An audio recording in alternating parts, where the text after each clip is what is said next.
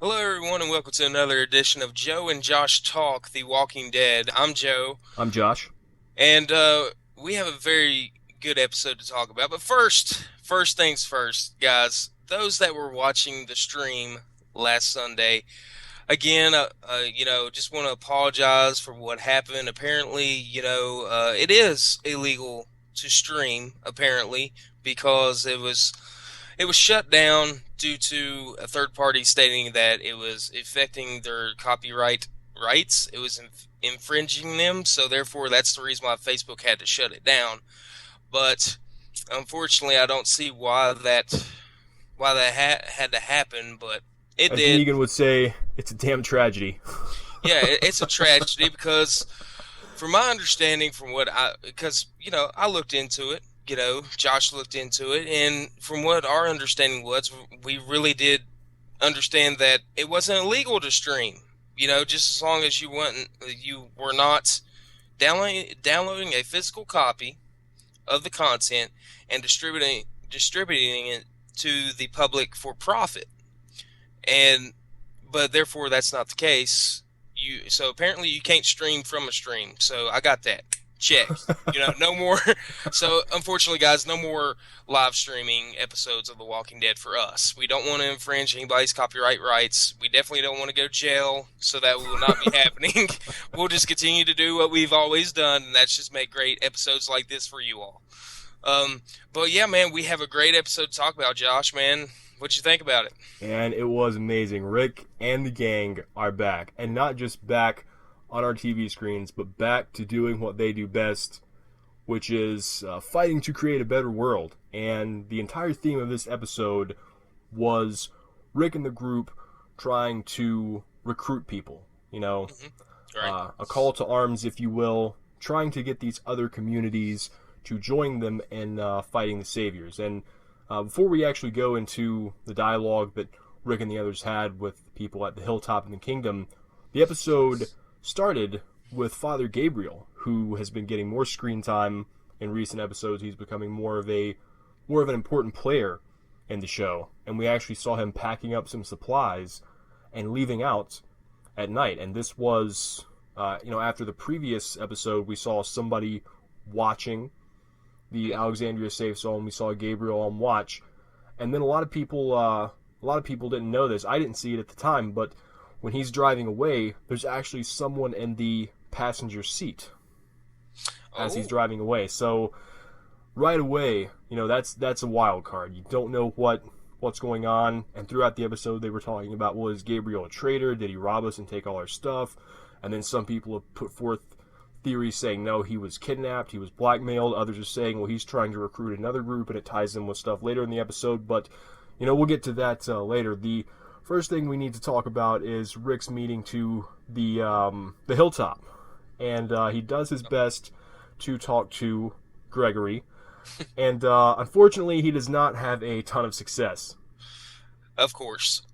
you know, and it's yeah, unfortunate because, well, to me and Josh can agree. I think Gregory is nothing but a big old pussy. That's it. No, no pun intended to the females out there. It's just, it's just is what it is. I mean, he just, I don't know. He just rather just bend over and let Negan have his way with him. Like, no joke, man. It's a sad thing, but unfortunately for Gregory, as we've seen throughout the episode, after their talk with him, Rick and the gang walks outside, and the hilltop people are like, "Well, we're ready. We don't have to have Gregory's permission. We'll join up with you if you're ready to take on the saviors." Yeah, So, which is a really powerful statement. right, because it just goes to show that you know the hilltop people see the strength and the courage in Rick and the gang, so therefore they're intrigued by that, so they're going to join in. Right, exactly. And I think they've been motivated by Sasha and Maggie and Right, Jesus and people who have actually been involved. Not necessarily leaders. They're not giving anyone orders. They're not claiming the right to say what the people have to do or even can't do.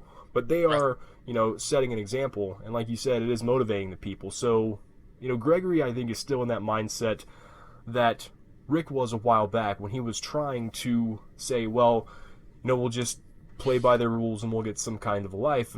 But Rick has come to the point where he's realized that that's not going to last. And it was like Jesus was talking.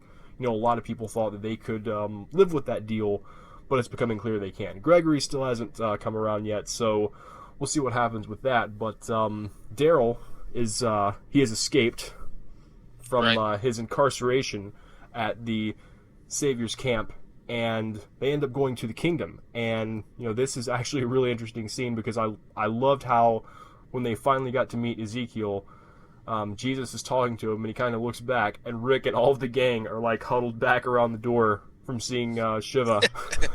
Heck yeah. Oh, I forgot to mention he has a tiger. Yeah. It's like you could have let us know beforehand instead of just surprising us like that. But that conversation was very powerful, and the statement that Rick's said to King Ezekiel, and unfortunately, at this point in time, King Ezekiel just felt that it was just best to keep their agreement with the Saviors and just continue to live life as it is right now. Right. Ezekiel has he's got a decent setup going there, even though they are serving the Saviors. The Saviors still haven't set foot in the kingdom. Ezekiel does what he does in a very secretive and concealed manner, and he was very upset when he found out that Jesus had kind of broken that confidence, and he had told Rick and his group about what was going on. But on the upside, Ezekiel did offer Daryl a place to stay at the kingdom, which was, I think, a great move. And Absolutely. I think we're going to probably get some more dialogue between Ezekiel and Daryl in the rest of the episodes in the season.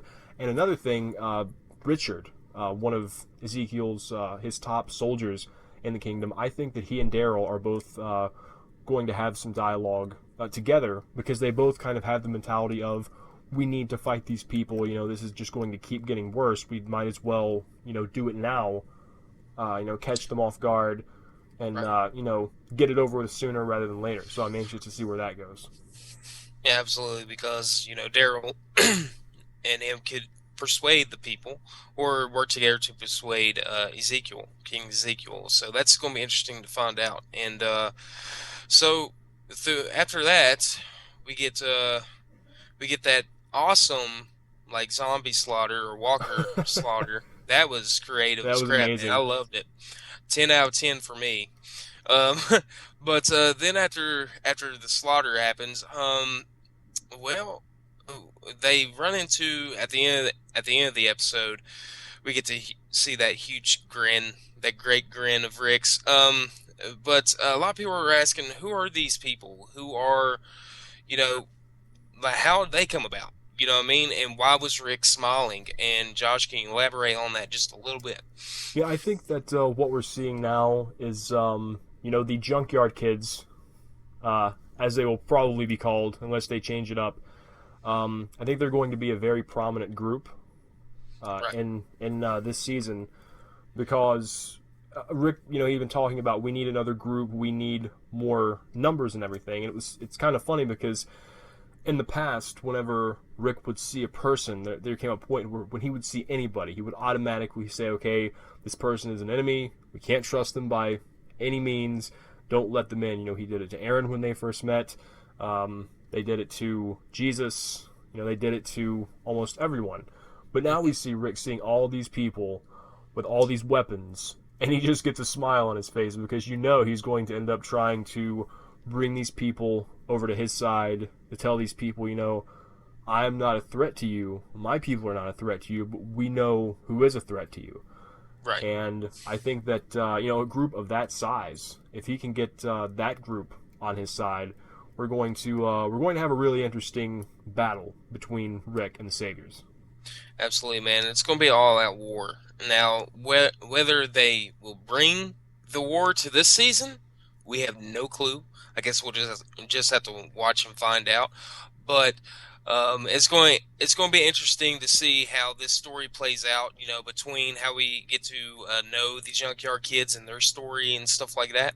So looking forward to that. And yeah, man, just a ton of great stuff in the mid-season premiere That was a great episode, man.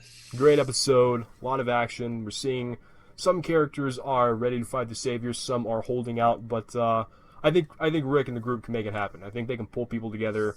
It might get ugly. They may have to bargain people. They may have to buy people. They may even have to threaten people. But we know that Rick and his group are not above doing what needs to be done when they perceive a big threat to their safety. Because like Rick said, it is about building a future. And the future of this season looks really good. I can't wait to see what happens.